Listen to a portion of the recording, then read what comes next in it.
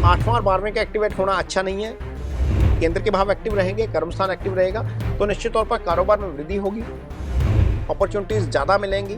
उसको ग्रैब कैसे करना है, इसकी रणनीति आपको खुद बनानी पड़ेगी। मेरे YouTube पेज एस्ट्रो नरेश पर आपका स्वागत है। नमस्कार, मैं हूं नरेश कुमार। सबसे पहले उन दर्शकों का धन्यवाद जिन्होंने पेज को सब्सक्राइब किया है, पेज के वीडियोस को शेयर कर रहे हैं, लाइक कर रहे हैं और कमेंट बॉक्स में हमें अपनी राय भी लगातार भेज रहे हैं। दोस्तों, आज के वीडियो में बात करेंगे राहु और केतु के गोचर की। बेसिकली राहु के ही गोचर की बात करेंगे। जब राहु के गोचर की बात करेंगे तो केतु का एनालिसिस खुद ब खुद हो जाएगा, क्योंकि ये दोनों ही ग्रह एक ही समय पर गोचर करते हैं, आमने सामने रहते हैं, हमेशा वक्री अवस्था में रहते हैं। लेकिन इन ग्रहों का गोचर जो है वो बड़े इंस्टेंट रिजल्ट देता है। ये वक्री अवस्था में रहते हैं हमेशा, इनका कोई फिजिकल एग्जिस्टेंस नहीं होता। जो फिजिकल एग्जिस्टेंस जैसे सन का है, मून का है, गुरु का है, जुपिटर का है, वीनस का है, मरकरी का है, इस तरीके से राहु केतु जो है वो दो इमेजिनरी पॉइंट हैं। लेकिन इंडियन मैथोलॉजी के हिसाब से या इंडियन एस्ट्रोलॉजी के हिसाब से यदि हम चलते हैं तो ये जो दो इमेजिनरी पॉइंट हैं, एक राहु है, एक केतु है। और इसके पीछे की कहानी सबको पता है। स्वरभानु राक्षस से जब अमृत मंथन हो रहा था तो उनका जो सर है वो धड़ से अलग कर दिया गया था सुदर्शन चक्र से। तो वो जो ऊपर वाला पार्ट है वो राहु है। राहु क्या करता है? राहु आपको इमेजिनेशन ज्यादा देता है। यदि वो पॉजिटिव पोजीशन में है तो आपको पॉजिटिव इमेजिनेशन बहुत होगी। यदि वो नेगेटिव पोजीशन में है आपकी कुंडली में तो आपके विचार जो है वो नेगेटिव साइड की तरफ ज्यादा चलेंगे। और हम सब जानते हैं कि जो हम सोचते हैं वो हम बन जाते हैं। यदि हम ज्यादा नेगेटिव सोचेंगे तो हमारी पर्सनैलिटी नेगेटिविटी की तरफ चली जाएगी, हमारे ट्रेड्स नेगेटिविटी की तरफ चले जाएंगे। यदि हम पॉजिटिव सोचेंगे तो हमारी पर्सनैलिटी भी पॉजिटिव होगी, थॉट पॉजिटिव होंगे तो हम जो है वो कंस्ट्रक्टिव काम ज्यादा कर पाएंगे। तो इस वीडियो में ये बताएंगे आगे जाकर 2025 में राहु का जब गोचर होगा वो किस तरह का फल करेगा, क्योंकि राहु अभी फिलहाल तो मीन राशि में गोचर कर रहे हैं। 29 मई 2025 को जो है वो राहु का गोचर होगा। यहां पर देख सकते हैं आप स्क्रीन के ऊपर 29 मई 2025 से लेकर 25 नवंबर 2026 तक ये गोचर है। ये लगभग 1.5 साल का गोचर होता है। और 1.5 साल के गोचर में राहु जो है वो रहेंगे पूर्व भाद्रपद नक्षत्र में रहेंगे, अपने ही शतभिषा नक्षत्र में आ जाएंगे, फिर धनिष्ठा नक्षत्र में आएंगे। ये मंगल का नक्षत्र है तो इन 3 नक्षत्रों में गोचर करेंगे राहु। इसके अलावा जो है केतु का गोचर जो है वो सिंह राशि में होगा। तो इस गोचर का क्या प्रभाव पड़ेगा इसका इस वीडियो में एनालिसिस करने की कोशिश करेंगे। लेकिन पहले ये बताएंगे कि एक्चुअल में ये काम कैसे करते हैं। तो जैसे पहले बताया कि राहु और केतु जो है इनकी फिजिकल एग्जिस्टेंस नहीं है, लेकिन इनके गोचर का प्रभाव बहुत तीव्र होता है। ये देखिए, पॉइंट नंबर 1 आप देख सकते हैं कि कैसे जो है राहु और केतु जो है वो गोचर करते हैं, इनका प्रभाव कैसे होता है। और इनकी अपनी कोई राशि नहीं होती, राहु और केतु की अपनी कोई भी राशि नहीं होती। और ये जो करते हैं, जिस राशि में बैठते हैं उस राशि के फल करते हैं, जिस ग्रह के साथ बैठ जाते हैं उस ग्रह के फल करते हैं। मान लीजिए किसी कुंडली में राहु मीन राशि में बैठे हुए हैं तो मीन राशि के साथ साथ धनु राशि का भी फल करेंगे, क्योंकि वो दोनों गुरु की राशियां हैं। मान लीजिए राहु गुरु के साथ ही बैठे हुए हैं तो राहु गुरु के भी फल कर जाएंगे। कहने वाले कह सकते हैं ये चंडाल योग होता है, लेकिन सारे केसेस में ये चंडाल योग नहीं होता, कईयों में ये राजयोग में कन्वर्ट हो जाता है। तो ये डिपेंड करता है। और जिस ग्रह के साथ बैठते हैं उसके अच्छे या बुरे फल भी कर जाते हैं। अष्टम में बैठेंगे तो अष्टम के फल कर जाएंगे, भाग्यस्थान में बैठे हैं तो भाग्यस्थान के फल कर जाएंगे। तो ये जो होता है ये गोचर होता है राहु और केतु का। केतु भी जिस राशि के साथ बैठेंगे उस राशि में बैठेंगे उस राशि के फल कर जाएंगे, जिस प्लैनेट के साथ बैठते हैं उस प्लैनेट के फल कर जाएंगे। और गोचर में भी यही स्थिति होती है, इनका प्रभाव बहुत तीव्र होता है। आगे बताते हैं कि ये स्थिति जो है वो आगे 25 और 26 के लिए कैसी रहेगी। तो इस वीडियो में आपको बताएंगे कि जो राहु का गोचर है वो वृषभ राशि के जातकों के लिए कैसा रहेगा। तो राहु यहाँ पर जो है वो दशम भाव में गोचर करेंगे। स्क्रीन आपके पीछे मेरे पीछे आप स्क्रीन पे देख सकते हैं कि वृषभ राशि के जातकों के लिए राहु का गोचर दशम भाव में होगा। जितने भी पाप ग्रह होते हैं, खासतौर पर सूर्य, राहु और केतु, ये तीसरे, छठे, 10वें और 11वें भाव में अच्छा फल करते हैं। इसका मतलब यह है कि राहु यहाँ पर आपके लिए बहुत अच्छा फल करेंगे। यहाँ पर कुंडली में देखिए राहु का गोचर 10वें भाव में, शनि आपके लिए 11वें भाव में आ गए। पाप ग्रह शनि भी, वो भी अच्छा फल करेंगे। शनिवत राहु, कुजवत केतु, दो यानी कि दोनों ही पाप ग्रह आपके लिए भले अच्छे गोचर वाले हो गए।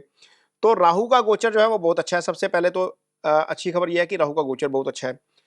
यहां पर जब राहु आएंगे तो केतु ऑब्वियसली 4th भाव में आ जाएंगे। 4th भाव आपका नेटिव स्थान होता है। राहु दशम में क्या करते हैं, आपका स्थान परिवर्तन करवा देते हैं। इसका मतलब यह है कि 29 मई के बाद 2026 नवंबर 25 नवंबर 2026 तक ऐसी स्थिति आ सकती है कि आपका स्थान परिवर्तन हो जाए, यानी कहीं पर आप जॉब कर रहे हैं तो वहां पर हो सकता है कि आपकी ट्रांसफर हो जाए, ये राहु करवा देते हैं। यदि आप कारोबार कर रहे हैं तो ऐसा संभव है कि यहां पर आपको मल्टीपल सोर्स ऑफ इनकम हो जाए। कई बार क्या होता है, हम एक जॉब कर रहे होते हैं, एक जॉब हम साइड बाय साइड दूसरी भी शुरू कर देते हैं, या हम कोई फ्रीलांस का काम शुरू कर देते हैं। तो जब राहु दशम में आते हैं तो वो मल्टीपल जो सोर्स है उसको क्रिएट कर देते हैं, मल्टीपल अपॉर्चुनिटीज क्रिएट कर देते हैं, स्थान परिवर्तन भी करवा देते हैं। तो जितने भी वृषभ राशि के जातक हैं उनको इन सब चीजों के लिए जो है वो खास तौर पर तैयार रहना चाहिए मानसिक तौर पर। दूसरा, जब राहु यहां पर आते हैं तो आपको स्ट्रेटजी मेकिंग वाली पोजीशन दे देते हैं। कुछ लोग कंपनियों में जो काम करते हैं उनका काम ही होता है स्ट्रेटजी तैयार करना, रणनीति तैयार करना। तो यहां पर जो है वो रणनीति जितने बनाने वाले जॉब्स हैं उनके लिए देखिए यहां पर अपॉर्चुनिटी बहुत अच्छी क्रिएट होती हुई नजर आएंगी। राहु यहां पर आपको बैठकर पोजीशन भी देंगे, कार्यस्थल पर आपका प्रभाव भी बढ़ाएंगे। निश्चित तौर पर राहु जब शनि की राशि में है तो जो वृषभ लगन होता है उसके लिए शनि भाग्य स्थान के भी स्वामी होते हैं। राहु जहां पर बैठेंगे उसकी दोनों राशियों का फल कर जाएंगे। तो यहां पर योगा कारक ग्रह शनि अपने गोचर में तो अच्छे फल करेंगे ही करेंगे यहां पर, लेकिन राहु भी नौवें और 10वें के फल कर जाएंगे। तो राहु जब 9वें और 10वें के फल करेंगे वृषभ राशि के जातकों के लिए तो निश्चित तौर पर भाग्य भी साथ देगा, कारोबार में भी वृद्धि होगी और आपकी पोजीशन में भी वृद्धि होगी। यहां पर राहु का गोचर आपके लिए बहुत अच्छा रहने वाला है। यह स्थिति रहेगी आपके लिए राहु के गोचर की। आगे देखते हैं कि केतु का गोचर आपके लिए कैसा रहेगा, क्योंकि जब राहु का गोचर शुभ हो जाता है तो केतु का गोचर जो है वो थोड़ा सा डिस्टर्ब कर सकता है। अब यहां पर देखिए जो केतु का गोचर है, केतु का गोचर हो रहा है आपके 4th हाउस में, ये रहा केतु का गोचर। अब यहां पर जो 4th हाउस होता है वो क्या है, 4th हाउस आपका नेटिव प्लेस होता है जहां पर आप जन्म लेते हैं। 4th हाउस आपकी मदर का भाव होता है। 4th हाउस आपका पीस ऑफ माइंड होता है। यहां पर जब केतु का गोचर होता है, ये चंद्रमा का भाव है, काल पुरुष की कुंडली में ये चंद्रमा का भाव हो जाता है। तो यहां पर जब केतु का गोचर होता है तो मानसिक तौर पर आपको कहीं ना कोई थोड़ी बहुत परेशानी जरूर दे जाता है। राहु के ऑब्वियसली अच्छे फल मिलेंगे, लेकिन केतु को लेकर हमें थोड़ा सा सावधान भी रहना पड़ेगा। यदि आपका काम प्रॉपर्टी से जुड़ा हुआ है या कोई आप प्रॉपर्टी खरीदने की प्लानिंग कर रहे हैं तो कोशिश करिए कि वो पहले से ही हो जाए, यानी कि 29 मई 2025 से पहले पहले कर लीजिए। जब यहां पर केतु आ जाएंगे तो ऐसा संभव है कि प्रॉपर्टी के खरीद से संबंधित मामलों में थोड़ी सी अड़चन ज्यादा हो जाए। वैसे तो जब हम प्रॉपर्टी खरीद या बेचने के लिए जाते हैं तो ऐसा होता है कि कई बार हमारे डॉक्यूमेंट पूरे नहीं होते, कई बार एनओसी नहीं प्रॉपर मिलती, बहुत सारी चीजें होती हैं। लेकिन जब केतु यहां पर आ जाएंगे तो ऐसी चीजें ज्यादा हो सकती हैं। तो इस स्थिति के लिए आपको खुद को तैयार रखना चाहिए। केतु का यह गोचर शुभ नहीं है। हाँ, राहु का गोचर आपको बहुत अच्छे फल करेगा, शनि का गोचर आपके लिए बहुत अच्छे फल करेगा, और जो राहु का गोचर है वो आपके लिए इसलिए भी अच्छे फल करेगा क्योंकि राहु यहां पर बैठकर इस भाव को गोचर एक्टिव कर देंगे। ये धन का भाव होता है, ये आपके कुटुंब का भाव होता है, ये आपकी वाणी का भाव होता है। यहां से आप किसी को प्रभावित करते हो, यानी कि यदि आपका काम कम्युनिकेशन से जुड़ा हुआ है तो निश्चित तौर पर आपको उसका बहुत लाभ होगा।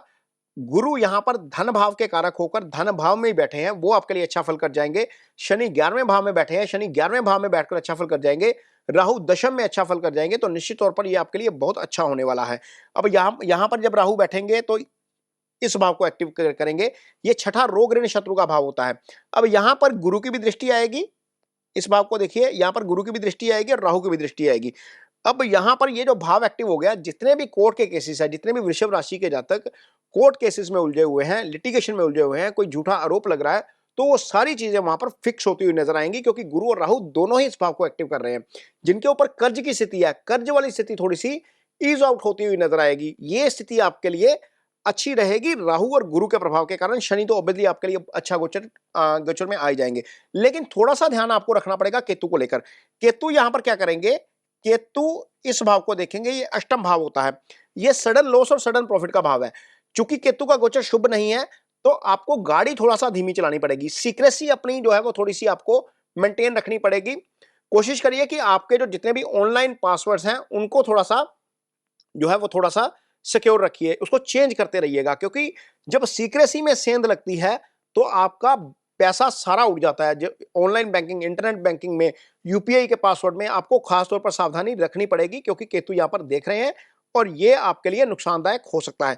ये इसलिए भी नुकसानदायक हो सकता है क्योंकि शनि की दशम दृष्टि यहाँ पर है। तो केतु और शनि दोनों ही एक चीज को एक्टिव कर रहे हैं और दोनों ही नेगेटिव हैं। ये भाव दुर्घटना का भाव होता है। हमने देखा है कई बार कि दुर्घटना होती है और हमें कुछ नहीं होता, गाड़ी का कचरा हो जाता है, जो गाड़ी जो है वो उसका नुकसान बहुत ज्यादा हो जाता है।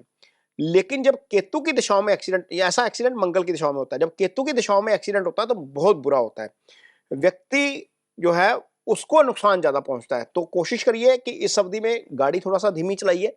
यदि आप खुद ड्राइव नहीं करते, आपका ड्राइवर ड्राइव कर रहा है, तो उसको भी बोलिए कि थोड़ा सा धीमी चाल से चलें, क्योंकि अष्टम भाव दो पाप ग्रहों के प्रभाव में आ जाएगा। हालांकि गुरु की दृष्टि उस पर रहेगी, लेकिन दो पाप ग्रहों के प्रभाव में अष्टम का आना अच्छा नहीं है। यहां पर से केतु 12वें भाव को देखेंगे, ये खर्चे का भाव है। खर्चे कुछ एडिशनल आ सकते हैं आपको। यदि वो एडिशनल खर्चे आ रहे हैं तो कोशिश करिए थोड़ा सा पैसा जो है वो आप अपने पार्टनर के नाम पर सेव करिए। कुटुंब भाव में गुरु बैठा है, धन भाव में गुरु बैठा है, मनी का फ्लो ठीक रखेगा, लेकिन अल्टीमेटली केतु के प्रभाव से खर्चे भी थोड़े से बढ़ सकते हैं। इन दो चीजों को लेकर सावधान रहना पड़ेगा। प्रॉपर्टी की खरीद के मामले में, बेचने के मामले में, गाड़ी चलाने के मामले में, खासतौर पर कहीं आ जा रहे हैं, ऊपर से नीचे आ रहे हैं, सीढ़ियां उतर रहे हैं, वहां पर ध्यान रखिए और अपने खर्चे थोड़े से नियंत्रित रखिए। बाकी ये जो राहु का गोचर है, गुरु का गोचर भी आपके लिए अच्छा है, शनि का गोचर भी अच्छा है, तो राहु का गोचर आपके लिए डेफिनेटली बहुत अच्छा होने वाला है। तो ये आप समझिए कि आपके लिए जो गोचर है, जो तीन चीजें एक्टिवेट हो रही हैं। एक तो यहाँ पर केतु जो है वो इस भाव को एक्टिव करेंगे, आप देख सकते हैं यहाँ पर कि केतु जो है वो इस ट्रायंगल को एक्टिवेट कर देंगे और राहु जो है वो इस ट्रायंगल को एक्टिवेट कर देंगे। तो ये दो ट्रायंगल एक्टिवेट रहेंगे, यानी कि आपके लिए मोटे तौर पर छठा भी एक्टिव है, आठवां भी एक्टिव है, 12वां भी एक्टिव है। छठा थोड़ा सा पॉजिटिव वे में एक्टिव हो जाएगा, आठवां और 12वें का एक्टिवेट होना अच्छा नहीं है। केंद्र के भाव एक्टिव रहेंगे, कर्मस्थान एक्टिव रहेगा, तो निश्चित तौर पर कारोबार में वृद्धि होगी, अपॉर्चुनिटीज ज्यादा मिलेंगी। उसको ग्रैब कैसे करना है, इसकी रणनीति आपको खुद बनानी पड़ेगी। तो निश्चित तौर पर राहु का ये गोचर वृषभ राशि के जातकों के लिए बहुत अच्छा रहने वाला है। तो यदि आपकी कुंडली में राहु खराब है, क्योंकि बहुत सारे लोगों की कुंडली में राहु की पोजीशन खराब भी होती है, तो आपको क्या करना चाहिए, घर में जो भी सफाई कर्मचारी आ रहा है, जो आपका सुबह हम जो घर का कचरा होता है, जो जो जो उसको लेने आता है सफाई कर्मचारी, उसको जो है वो खाना खिलाएं, वो आपके लिए बहुत अच्छी रेमेडी है। यदि आप वैष्णो देवी माँ के दर्शन के लिए जाते हैं तो भैरव के दर्शन जरूर कीजिए। भैरव की पूजा करना राहु का बहुत अच्छा उपाय होता है। जो सफाई कर्मचारी होते हैं उनको उनकी सेवा करना बहुत अच्छा उपाय होता है।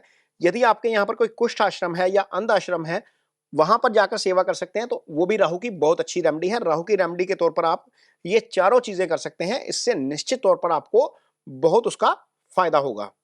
ये वीडियो कैसा लगा आपको, जाते जाते मुझे कमेंट बॉक्स में अपनी राय जरूर दीजिएगा। ये एक नया एक्सपेरिमेंट हम कर रहे हैं, जो स्क्रीन आपके सामने पीछे चल रही है, इसको साथ साथ कोशिश की है कि हम साथ साथ चले भी और आपको इसका थोड़ा सा आइडिया भी हो कि ये काम कैसे करेगा, ताकि कहीं कोई कंफ्यूजन वाली स्थिति ना रहे। क्योंकि बहुत सारी वीडियोस हैं जहां पर राहु के गोचर को अपने तरीके से बताया जाएगा, एक्सप्लेन किया जाएगा, लेकिन उसको चार्ट के ऊपर लाकर हो सकता है बहुत सारे एस्ट्रोलॉजर ना बताएं आपको।